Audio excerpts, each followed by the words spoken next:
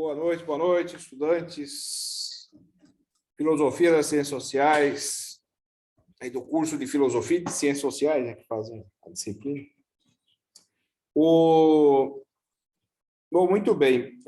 Eu estava preparando, né, o nosso encontro aqui de hoje, esse encontro meio estranho, né, porque pode ser um encontro aqui hoje, porque vocês podem assistir aqui ao vivo, mas a gente grava e deixa lá depois, enfim, né? Vocês verão de alguma maneira aí.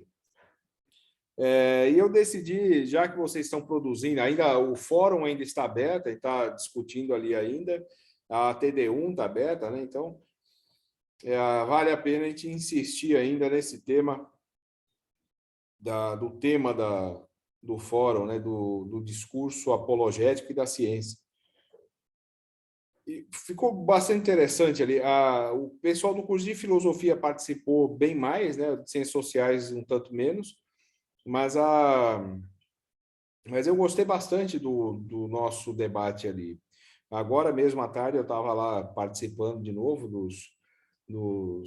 das discussões, né? E a gente teve uma participação muito boa de vários ali, né? Alguns se destacaram, né? Com argumentos muito bons, né? A Carla, a Chiara, eu para nome eu sou terrível, eu estou tentando. Edilson, né, que está ali desde o começo, a Jéssica participou bem, e o Tiago, o Wanderson, enfim. Vários, me desculpem os nomes que eu esqueço aqui, mas várias participações ali, né? E um bom debate ali até o final, levantando diversos exemplos e tal. Então, chegou um dado momento ali que a gente percebe que, né, eu fui intervindo, né, até onde me parecia ser legal para a gente poder atiçar, né, novas contribuições, né? Eu não gosto de usar o termo provocar, porque tem um sentido político esse termo. O provocador, na tradição do movimento socialista, né, o chamado provocador é sempre um agente da direita, né? Então a gente tem uma certa reserva. O pessoal fala, vou fazer uma provocação, né? Quem foi criado dentro dessa tradição não gosta de usar esse termo. Mas para atiçar, né, para tentar fazer com que a gente refletisse mais os assuntos. Mas o desdobramento ali foi muito bom.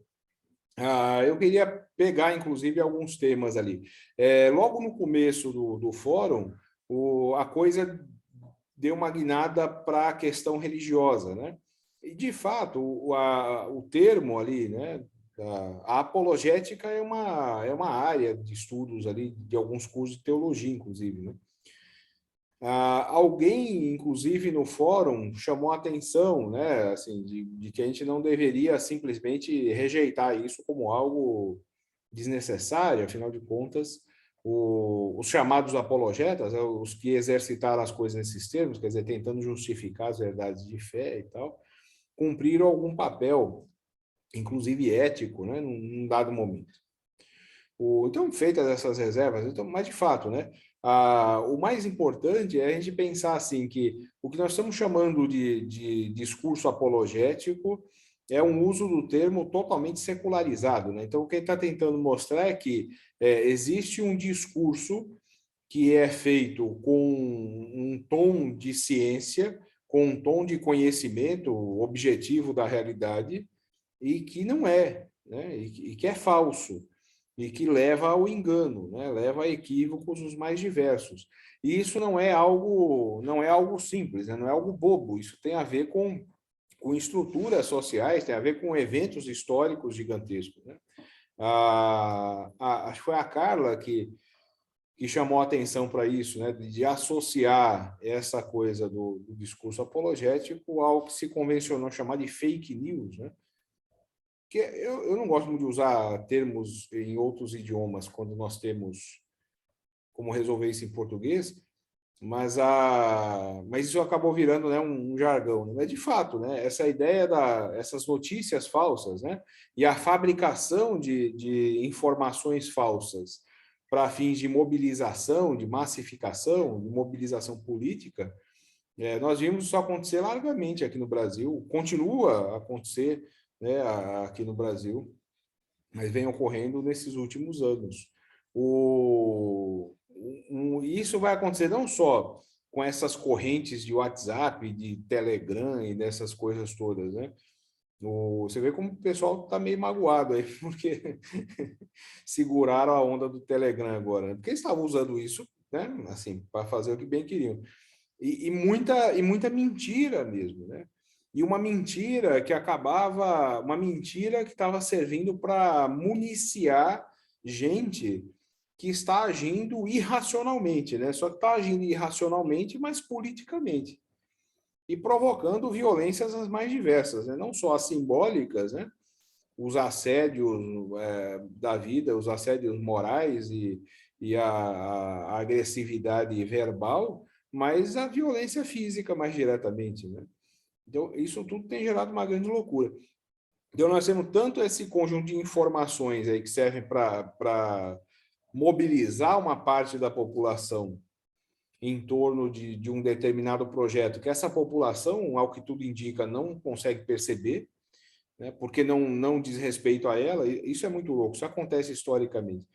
Mas quando vocês pegarem lá a disciplina de filosofia política, nós vamos discutir a teoria da ideologia com mais carinho. Então, quem nunca mexeu com isso vai se deparar com uma realidade maluca, né? Que é o fato de a realidade se apresentar de uma maneira deformada e que a gente vive a partir dessas representações da realidade, embora a vida real mesmo não mude, né? Então, é isso que explica aquilo que o Spinoza chamava de lutar pela própria escravidão, como se lutasse pela liberdade. As pessoas vão fazer isso, né? Quer dizer, elas vão defender, às vezes, com a própria vida, algo que para ela parece ser, né, a salvação, né, e associado a algo messiânico e etc.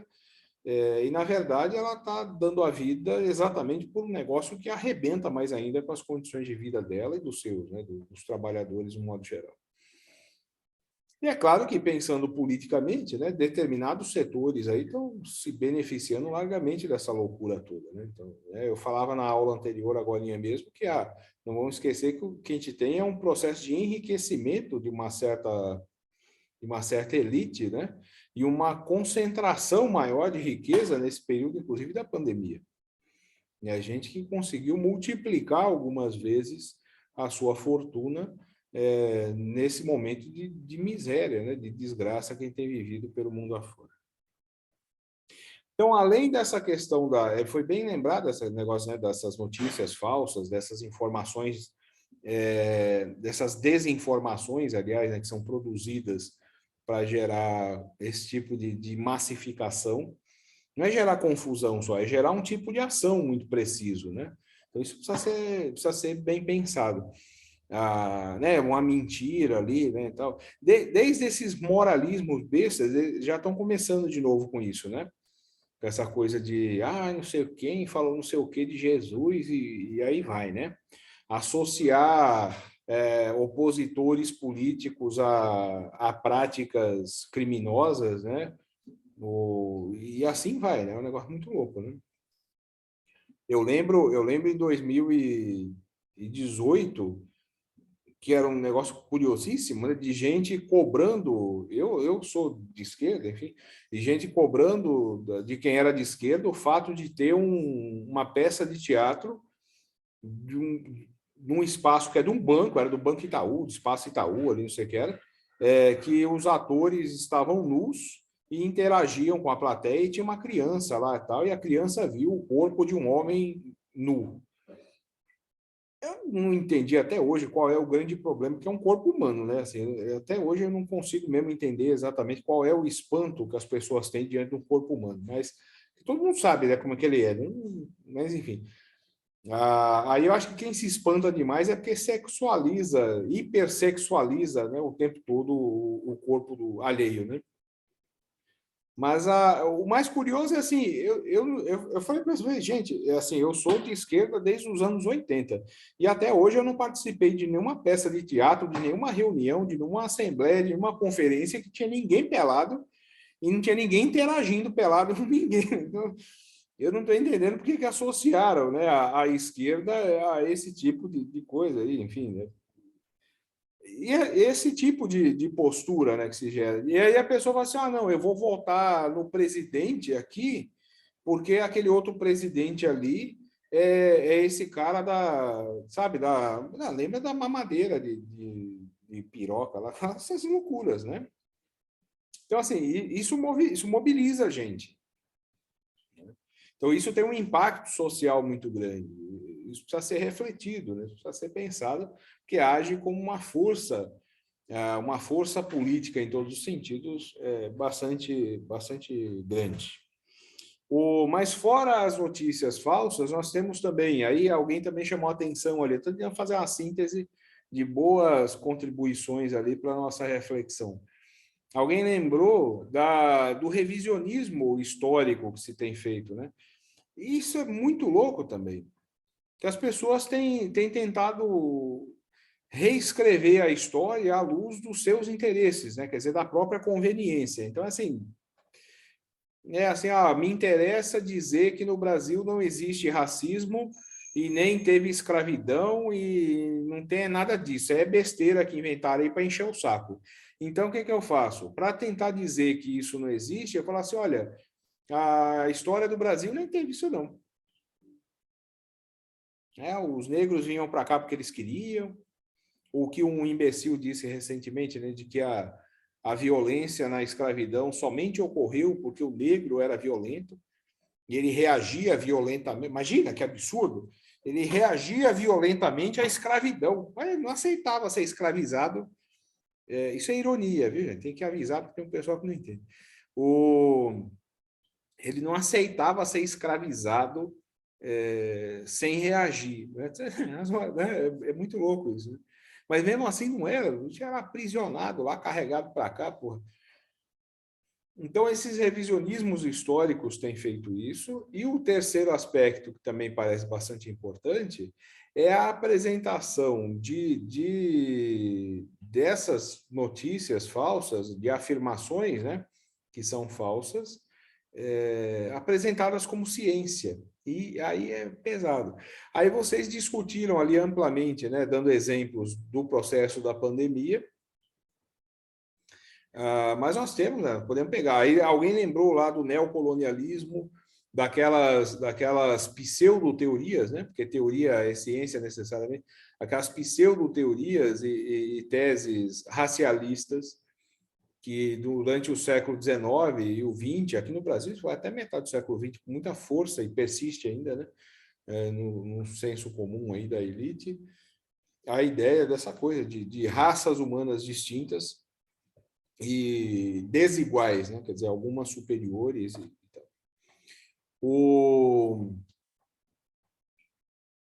Aquele livro famoso do francês, lá me escapou aqui o nome dele, o Tratado sobre a Desigualdade entre os Homens. Né? Ele teve aqui no Brasil, nossa, me escapou, eu dei aula sobre ele faz pouco tempo. Gobineau. Bom, enfim. Mas, de alguma maneira, uma dada apropriação, né, de teses do positivismo ajuda a fazer isso. Alguém lembrou ali também o que ficou chamado de darwinismo social, né, também uma deformação aí de ciência mesmo. Então, Darwin desenvolve ali tal a tese da evolução e da seleção natural. Isso tem amparo material, né? Você pode observar, você pode medir, quantificar, etc, etc. Aí alguém pega isso, distorce tudo e joga para analisar relações interpessoais, para analisar relações entre grupos de humanos distintos, como se tratasse da mesma coisa, né? Mesmo o Darwin tendo dito ali que não era mesmo, né? A nossa espécie, ela opera uma seleção artificial a partir de um dado momento, então ela não caberia, né, dentro do mesmo critério. Então, enfim, esses exemplos, né, tanto da ciência, algo que é apresentado como ciência e tem até o respaldo de instituições científicas, né, supostamente, ou que deveriam ter compromisso com a ciência, e que acabam operando dentro da... E vejam, operando de maneira falsa, né, de maneira mentirosa, conscientemente, para enganar, quer dizer, para alguma finalidade que não seja, de fato, o conhecimento das coisas. Então, assim, está agindo politicamente da maneira mais covarde, ah, para enganar as pessoas, né, para um objetivo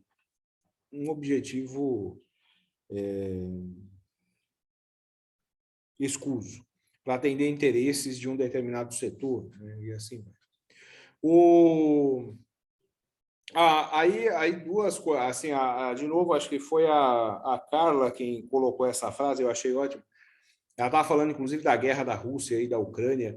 Vocês vejam, a quantidade... É razoável que as pessoas ouçam o noticiário sobre a guerra da Ucrânia e tenham ódio da Rússia, né? As pessoas podem nem saber até há 15 dias que a Ucrânia existia, né? Mas, de repente, eles estão aí usando bandeirinha da Ucrânia e projetando as cores da Ucrânia nos muros, etc. Cara, assim, ninguém que seja razoável, né, festeja a guerra e nem a morte de ninguém. Não é razoável mesmo isso, né? Mas é ser muito burro, né, se informar apenas por essas grandes empresas de jornalismo, né? Eles têm interesses muito bem ajustados, né, com grupos poderosíssimos pelo mundo afora. Então, a maneira distinta com que se trata a Rússia, né, da maneira como se sempre tratou os Estados Unidos, já é algo que deveria chamar atenção, né? Agora, fora isso, era necessário estudar um pouquinho o caso da Ucrânia e entender o processo de nazificação da Ucrânia e a maneira como eles vinham massacrando populações em regiões de maioria russa, né? É claro que a guerra ela não tem essa motivação só, mas ela acaba assumindo um aspecto de desmilitarização da Ucrânia e de desnazificação da Ucrânia. E isso pode ter um papel bastante importante para as relações internacionais em pouco tempo. Está defendendo a Rússia? Eu não defendo grandes potências imperialistas de maneira alguma, tá? Mas, assim, no caso ali, é bastante razoável. O que Estados Unidos estava tentando fazer junto com a Ucrânia e os demais membros da OTAN com a Rússia justifica a reação russa, por mais infeliz que seja o resultado, né? Tem gente inocente morrendo, tá bom. Mesma coisa que a minha companheira falava esses dias, a mesma coisa que o nosso país aqui começar a ir para além das galhofadas e dos arrobos de loucura, né, dos que estão nos governando agora, e resolver tornar isso vias de fato, o que pode ocorrer, e nós sofrermos aqui uma intervenção de alguma maneira, né? E numa intervenção dessa, a gente acabar morrendo aqui em casa. Porra, não tem nada a ver com isso, né? Mas acontece, né? Faz parte da vida. Então, ninguém tá festejando nem defendendo a morte de ninguém, nem achando que guerra é boa. Mas, infelizmente, as coisas se resolveram assim. Mas é um exemplo também, né, da desinformação e etc. E para concluir, a Carla usou essa frase aqui, né? Assim, usar discurso falso e chamar isso de política é uma grande sacanagem. E aí é mesmo. E aí eu fecho com esses dois exemplos, né? É ser muito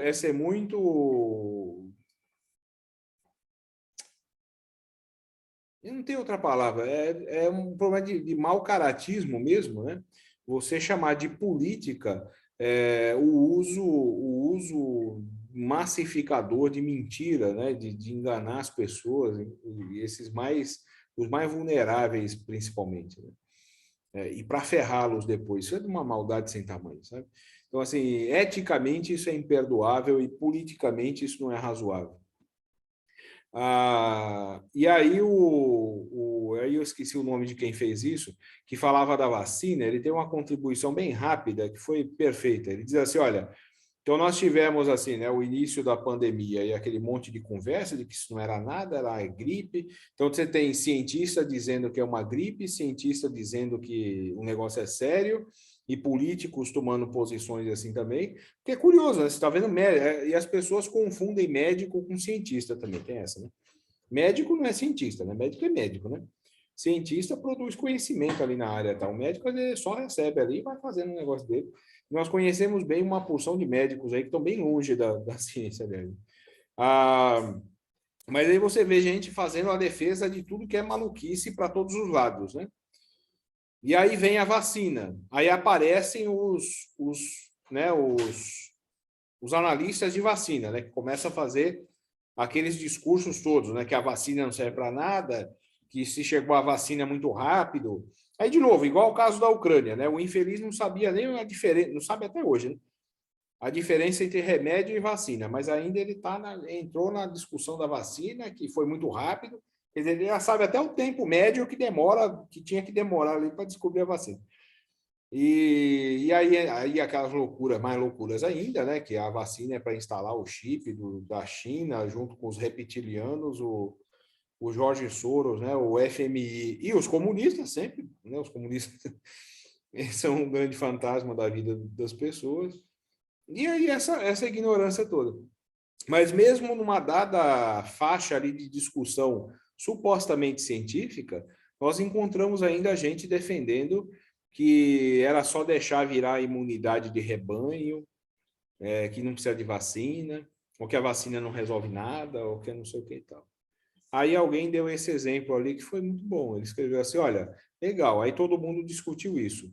Nessa última onda da vacina, uma estatística que o governo de São Paulo fez foi o seguinte: olha, de 26 pessoas que morreram com essa nova onda aí, da Ômicron, 2 foram vacinadas, de 26 ele coloca aí, 26 pessoas, 2 foram vacinadas e 24 não. E isso nos revela o quê, né? As avessas. Nos revela o seguinte, que a ciência serve para nos dar o conhecimento da realidade objetiva. A realidade objetiva, ela não raciocina, ela não está interessada se nós vamos conhecê-la ou não. Ela não é uma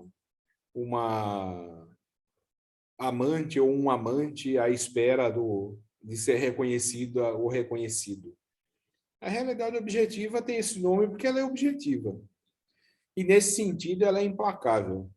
Você pode achar que a vacina não serve para nada, você pode achar achar o que você quiser. O fato concreto e objetivo é: quem tomou a vacina praticamente, né, o grupo que tomou a vacina praticamente perdeu quase nada, e quem não tomou a vacina morreu largamente. É isso. E é para isso que ciência serve. E se nós tivéssemos a capacidade, né, de não fazer o uso político equivocado da ciência como se fez, talvez nós teríamos poupado muitas vidas. Por isso que isso não é só, é a minha opinião, então não é. Isso envolve a vida de muita gente. Não é na pandemia só, envolve a vida de muita gente que está morrendo de fome, né? Está sofrendo agressões aí as mais diversas e nas condições mais perversas por conta dessas loucuras. Por sua orientação sexual, porque é mulher, porque é de esquerda, porque é negro, porque é qualquer coisa assim. Até russo sofrendo pressão, que loucura. Então, isso não é uma questão individual só, isso é uma questão que é social, é política, e ela precisa ser bem pensada e bem tratada por nós, dados a filosofia e as ciências sociais, tá bem? Bom, nos vemos aí na próxima e até mais. Tem o grupo de estudos hoje, o segundo encontro, né? Participem, né? Vamos avançando nos estudos lá também. Meu abraço para vocês. Até mais.